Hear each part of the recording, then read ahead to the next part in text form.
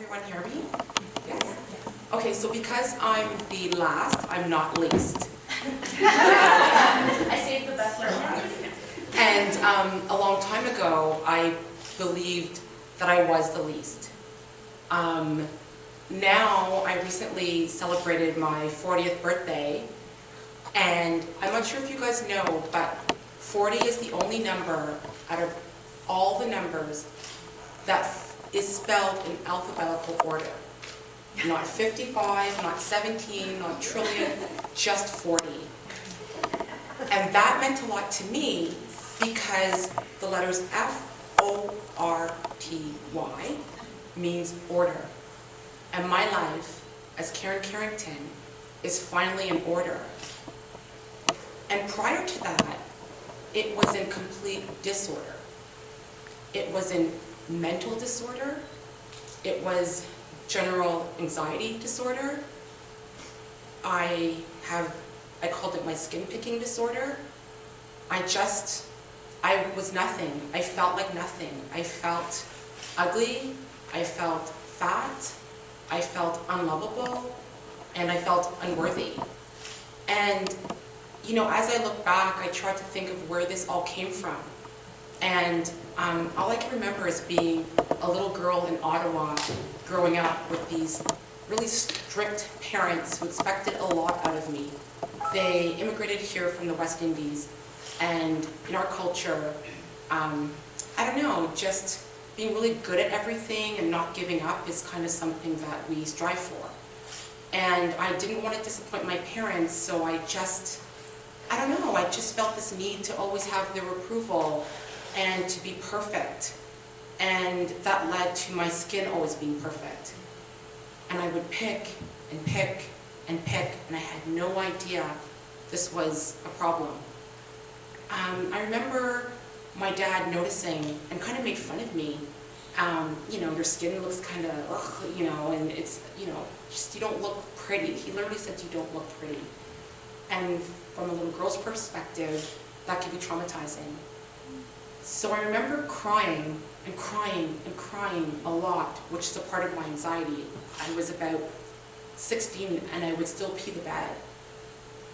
You know, I was nervous to go to sleepovers, and I remember just crying incessantly and I couldn't stop. And I remember my dad saying, I'm going to do the accent. He has a Trinidadian accent. I can't do it without it. He's like, oh gosh, you're just like a marshmallow. You're always crying. You're so softy, you know, like a softy marshmallow. And I felt like, jeez, I'm a fat, softy marshmallow. You know, it doesn't get any worse than that. I'm fat, I'm soft, which equated to weak. And so I remember it was a windy fall day like today, and I remember walking to the playground, and there was an elementary school, and I climbed up, and I looked down, and I said, I'm about 16 at this point, I'm like, I hate my life.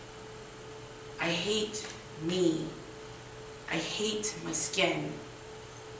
And there's no reason to live. And I remember looking down, and I jumped, splat on my face, and I blacked out, hoping I was dead. And I woke up, unfortunately, in my mind, in the hospital bed. And I looked up, and my eyes fluttered open, and tears were running down. And I saw my dad. Oh my gosh, he came for me. He loves me. He approves of me. He came to save me. I finally feel worthy. And he looked at me and he said, you're so stupid. And I'm glad you're laughing. I know, like it's funny now, but that West Indian, he said it with the accent, you're so stupid. Get up. We're going home. Jeez, I can't even kill myself right. I failed at that too. I suck at suicide. And the nurse said, sir, she can't go home. She's sick. She has a mental disorder. And he's like, we don't get mental disorders. He picked me up, and we went home, and I went in my room, and I picked.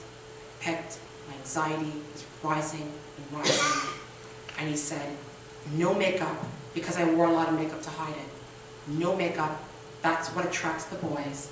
No makeup, get your head in the books, don't get your butt pregnant.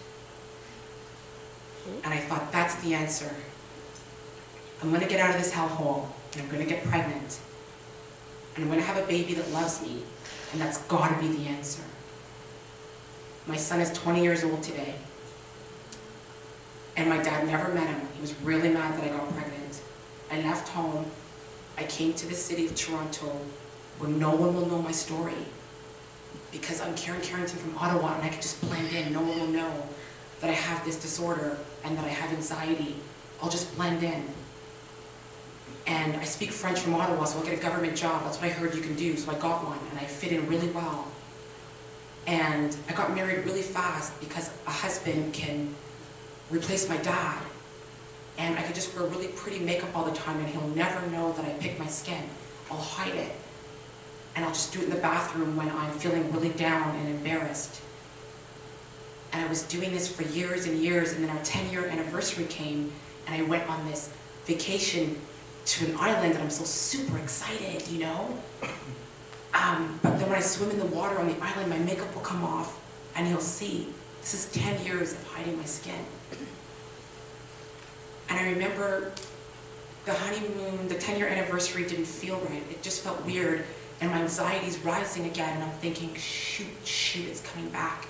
My anxiety, it's all in my head. I'm just crazy. It's me, it's not him, it's me. So womanly instinct kicks in, and I go through his phone, and of course I come across these inappropriate texts of infidelity. And I flew back home that same day alone, and this time I didn't jump off the school roof, I jumped ship instead. And I landed back home the next day and filed for the divorce the next Monday with a lawyer at Yonge and St. Clair. And that's all I remember, is that that day my life started again. I started to rebuild. I'm now a single mother. I'm 40, but my life is in order because I'm able to talk about it. I don't need someone to say I'm pretty to be lovable. I just need to love myself. And I need to know that I am enough. And I stumbled across Sarah's group by accident on the anniversary of my divorce. I remember joining, and I cried that day. It was a week ago today, because I found a group that accepted me, and I could talk about it, and it was okay. And I felt empowered. I felt not broken, but that I broke through, and I felt worthy.